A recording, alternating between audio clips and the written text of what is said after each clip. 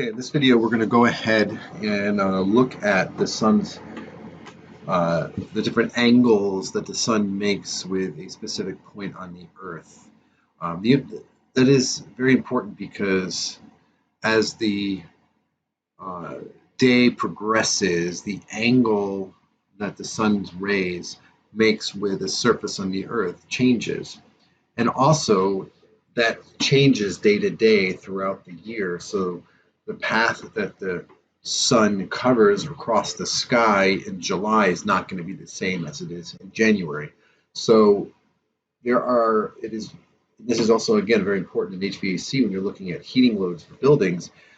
The sun's path across the sky is going to have a significant impact as to the total amount of energy that, for example, a solar panel can collect, or that you can expect in a passive solar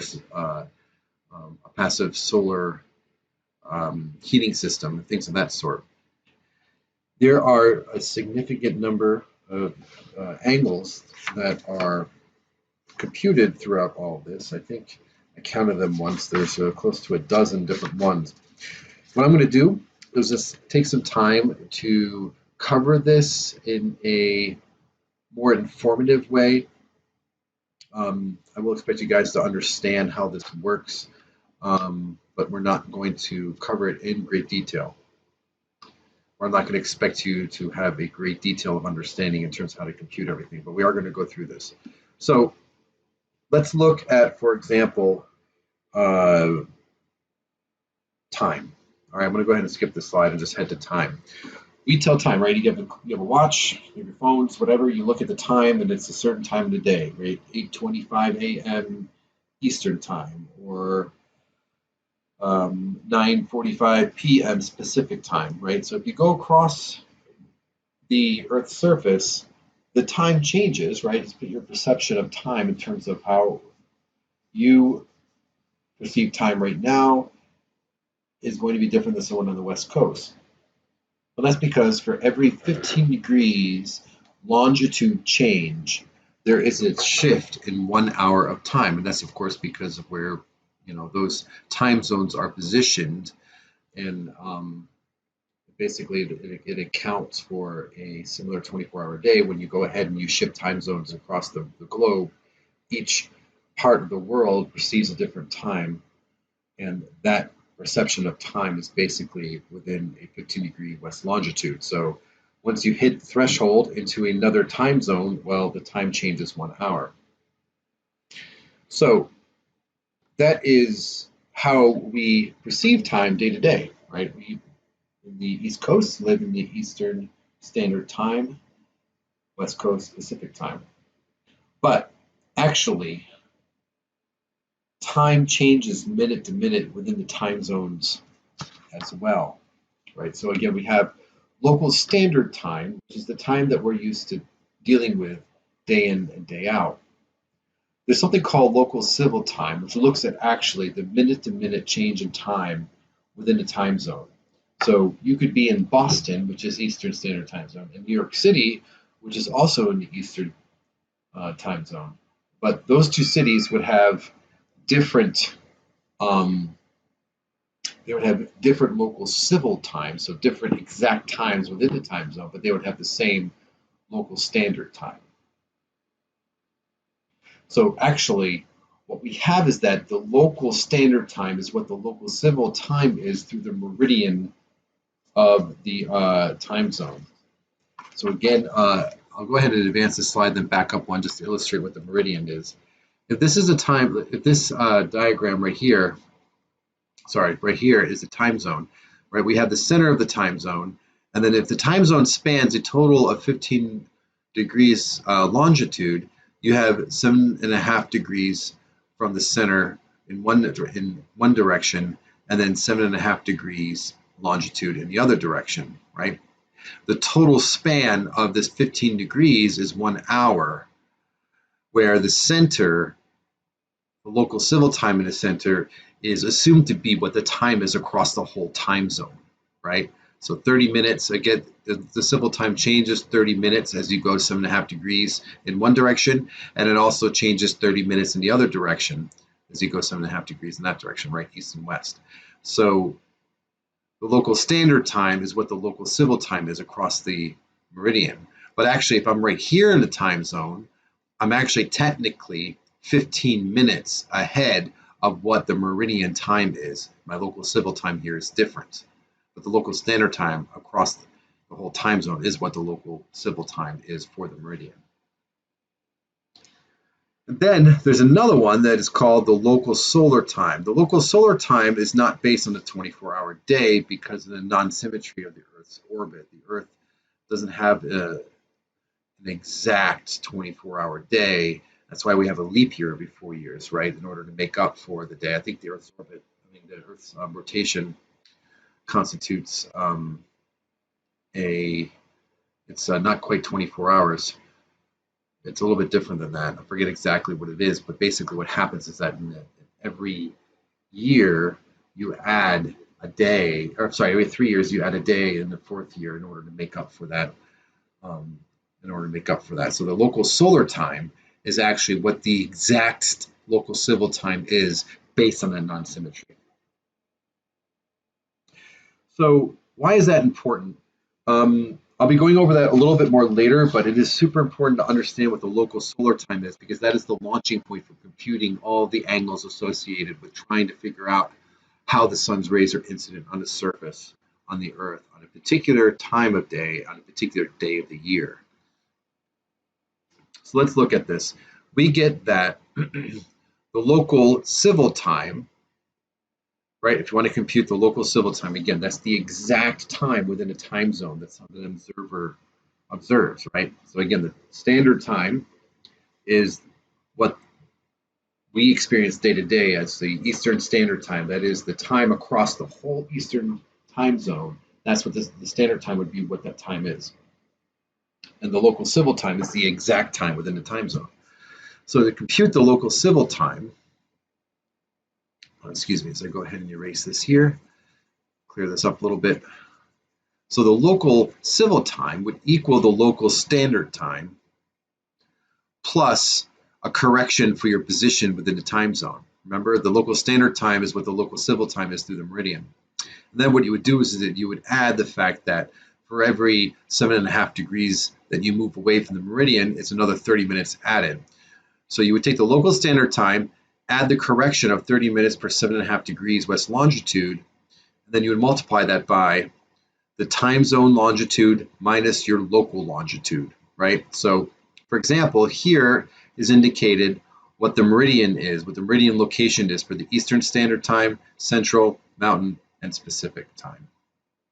So you would place that into the time zone longitude and subtract out what your exact longitude position is. So, for example, if we're going to look at Chicago, well, the local standard time would be the Central Standard Time, which is where Chicago is, added to that 30 minutes per 7.5 degrees west longitude, multiplied by the quantity, which is the location of the meridian within the time zone, which is 90 degrees, minus the exact longitudinal location of Chicago. So basically, the local civil time in Chicago is going to be 8.36 minutes more than what the Central Standard Time is. I hope that makes sense. Then the local civil time, you have to kind of correct for local civil time by computing what the local solar time is.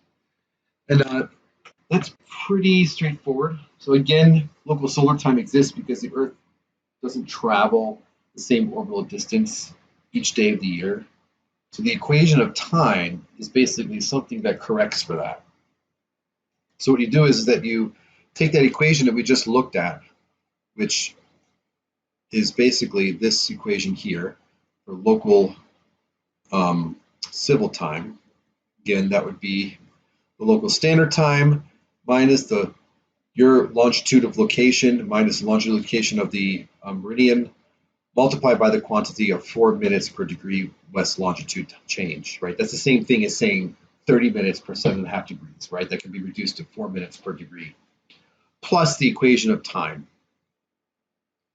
And the equation of time is added to the local civil time in order to compute the local solar time. So here's a graph from your book that basically looks at the what I call the equation time or the correlation E as a function of the Julian date, right? The Julian date, for example, January 1st, the Julian date is 1. January 31st, the Julian date is 31. So that goes across all 365 days of the year, and you can see that equation of time in minutes adjusted, right? So for example, Julian date 300, you have about 16 minutes as the correction between civil time and solar time. So here's the equation laid out. I thought this slide could be useful, where the local solar time is equal to the local standard time minus the longitude of location for the time zone minus your longitude of location, where what your exact location is, multiplied by the fact that you have 4 minutes correction per degree west longitude change, plus that correlation E, which is called the equation of time. You add all this together and you get what's called the local solar time. Now, the question that always comes to mind with this is, okay, why is the local solar time so important? Well, it's important because, again, that is the launching point for looking at all these different angles that we deal with when we're trying to deal with the where the sun's rays are, how they're entering, how they're incident on a surface. What I'm going to do now is just take some time to kind of give you an idea of the number of angles. I'm not going to go through every single one of them, but we are going to go through some of them just to get an idea where they come from. So let's look at this. We were talking about that when you're in a position on the Earth, there are two things. You have a longitude of location and a latitude of location. So to kind of illustrate what that looks like, let's say we take the Earth and we cut it in half at the equator, right? So this surface here represents the equator. O represents the surface of the Earth, and P represents where you are located on the surface of the Earth.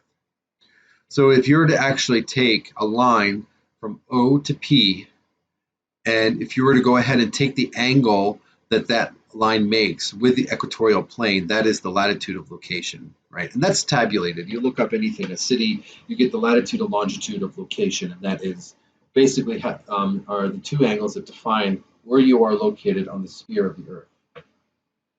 Another angle that is dealt with is called the declination angle. Declination angle changes according to the Julian day. That's the angle made between the center of the Earth and the sun. So if you're actually going to take the center of the Earth at point O, and you draw a line to the sun, and then the angle that makes with the angle that makes with the equatorial plane, that's called the declination angle. And then there's the hour angle. The hour angle is interesting. It is the angle between the point P projected in the equatorial plane. So basically, if you take this line, center of the Earth to a point P, and you project that on the equatorial plane, right, it makes that line here.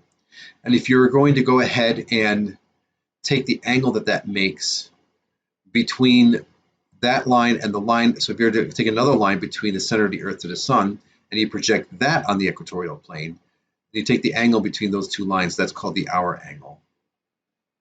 And the hour angle is pretty easily computed. It's basically a conversion from the hour angle, or from the solar time. So the hour angle is equal to the local solar time multiplied by 15 degrees per hour, right? So if the local solar time is 1 p.m., it would be basically 1 hour past noon multiplied by 15, that would be 15 degrees. But remember, what we're looking at for the hour angle is that the reference point is noon. So for every hour past noon, the hour angle is 15 degrees per hour. For every hour prior to noon, it's negative 15 degrees per hour. So if it's 11 a.m., the hour angle will be minus 1 hour prior to noon multiplied by 15 degrees per hour. The hour angle in that case would be negative 15 degrees. So just to give you an idea of how that works. So, and that's not taken into account. These are just a few of the angles that we deal with. There's several other ones too that come into play that we'll look at in a minute. What we're first going to look at, I just wanted to kind of show you a graph here. Sorry, I got thrown off because I was expecting a different slide to appear.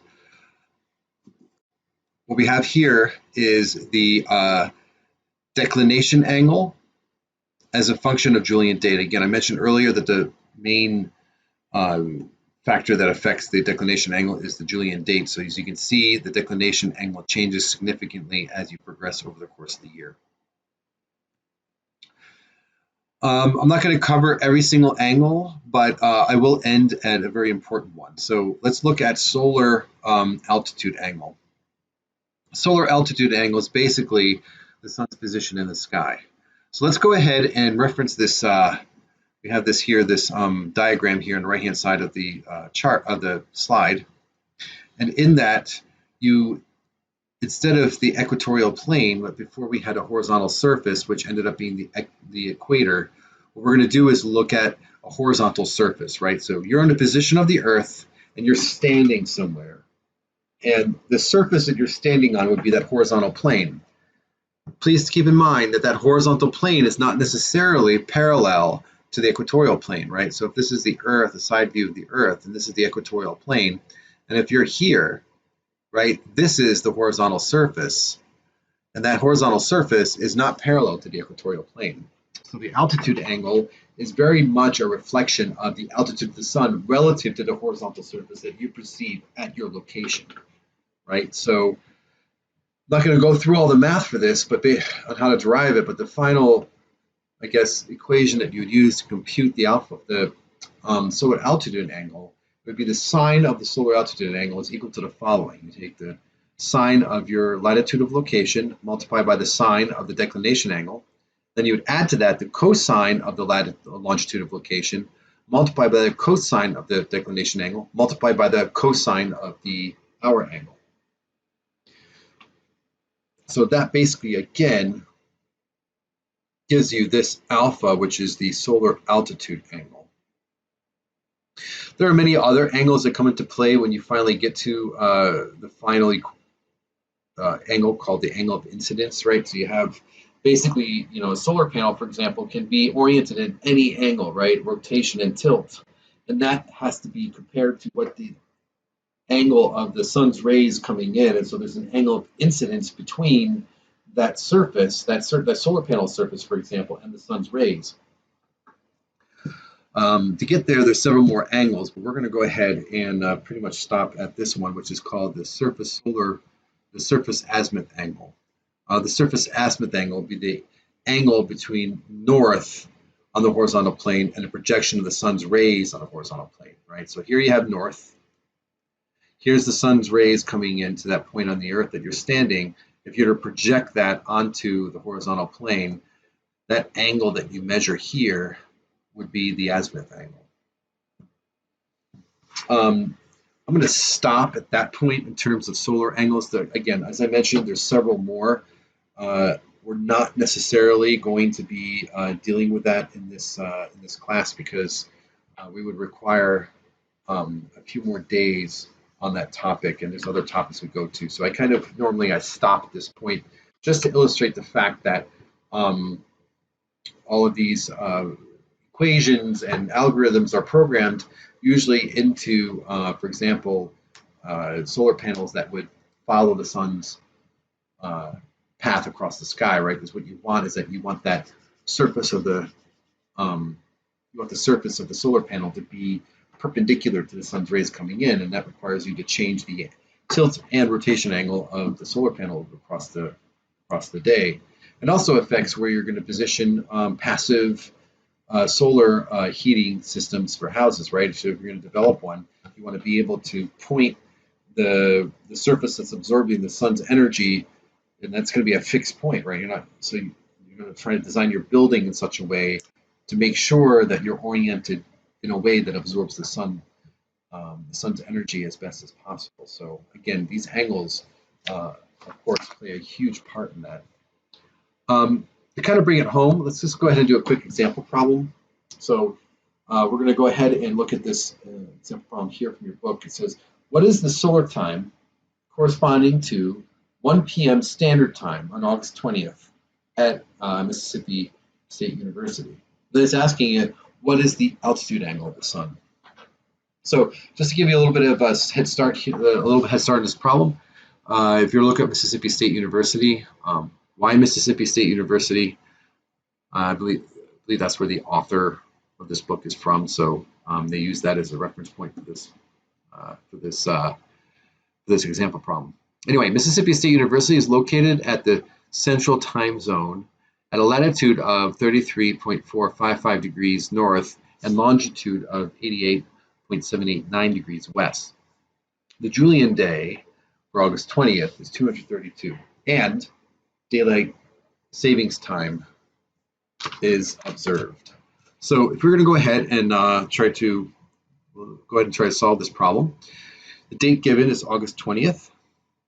If you're actually to go ahead and look up the declination angle from the chart, you would find that it would be 12.1 degrees. And if you're going to look up the correlation E, or the equation of time for the solar time, you would find that it is minus 2.95 minutes, right? So again, these two factors are a function of the Julian day, which is for August 20th is Julian day 232.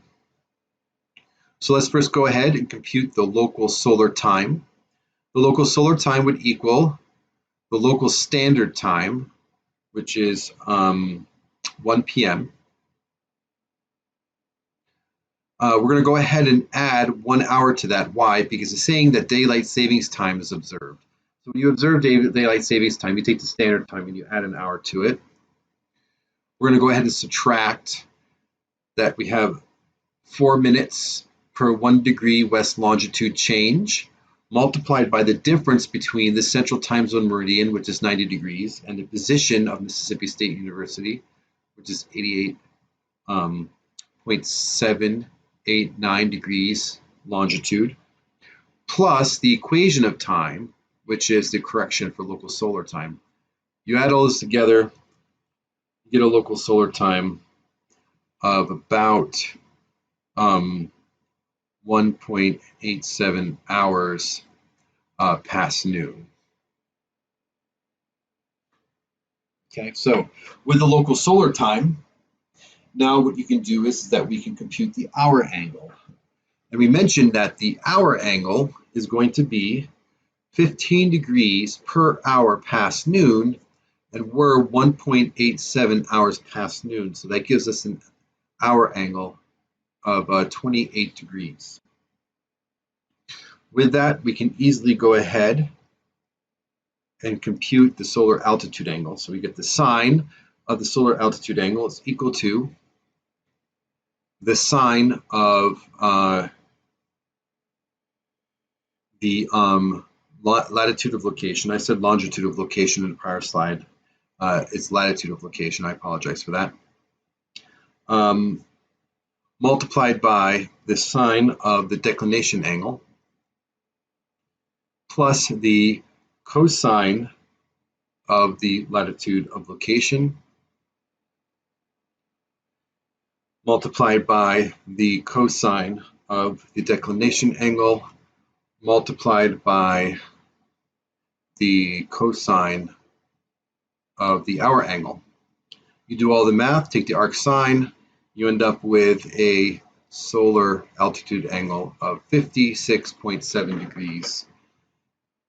So this gives you a little example, right, of how these angles and how time affects the time and the day of the year affect the altitude angle of the sun. You can kind of see here a graph that kind of gives you an idea of how it looks. If you look on the y-axis, you have altitude angle, and the x-axis, you have the azimuth angle of the sun. You can kind of see how in different days, different months, how over the course of the day, how the altitude angle changes for the given month. So in short, basically what it's saying is that the sun's path and the altitude angle, the minute-to-minute altitude angle is going to change day to day, right? Where the summer, the sun paints a path across like an arc across the top of the sky. In the wintertime, you have a low kind of angled arc of the sun's path across the sky.